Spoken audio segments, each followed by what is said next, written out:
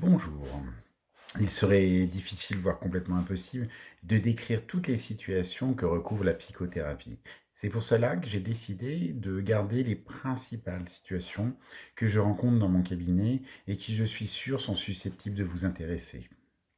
Mais avant cela, définissons ce qu'est la psychothérapie. La psychothérapie est un temps donné à un patient dans un cadre sécurisant, confidentiel, et dans lequel le patient va pouvoir exprimer ses émotions, ses ressentis, ses craintes, mais aussi nous parler des situations qui le font réellement souffrir. Le thérapeute interrogera le patient afin de comprendre complètement son problème. Il reformulera ce qui a été dit et proposera des axes de réflexion afin que le patient puisse mieux vivre la situation qui le fait souffrir.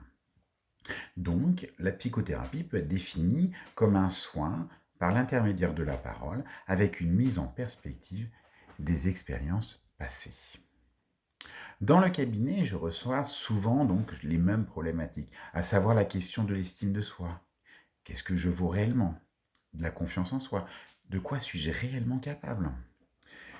La place de l'individu dans les interactions qu'il a au niveau soit professionnel, soit au niveau personnel, dans son cadre tel que la famille, les amis, le couple et bien d'autres.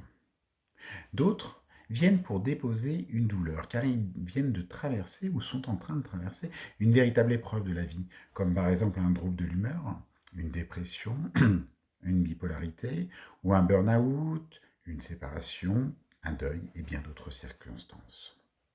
Et enfin, il y a ceux qui viennent pour apprendre à gérer leurs émotions, leur stress, leur anxiété, voire leurs angoisses. Enfin, vous vous demandez peut-être comment se déroule une psychothérapie. Eh bien, dans un premier temps, je vous me présenterai, puis je répondrai à vos questions, et enfin, j'écouterai le déroulé de votre vie. Nous définirons ensemble votre demande afin que les deux parties soient vraiment complètement raccord sur la demande de la thérapie.